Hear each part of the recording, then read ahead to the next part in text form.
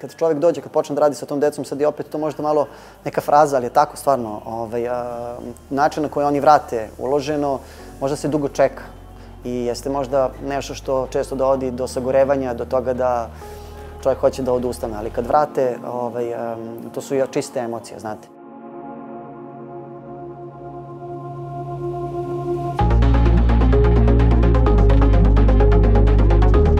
Deca sa kojom mi radimo su deca koja uglavnom dolaze, nažalost,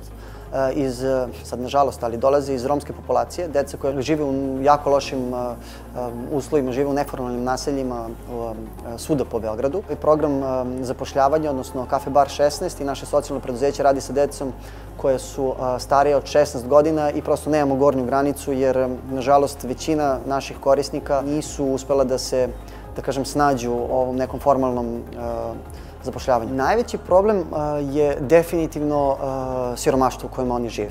Kada svaki dan živite u naseljima gde je sve što iz naše vizure nešto normalno i nekako ustaljeno, prosto ne postoji. Gde ne postoji tekuća voda, gde ne postoji struja, gde ne postoji imam svoju sobu ili imam kuhinju ili imam fotelju, krevet, tepih, što god.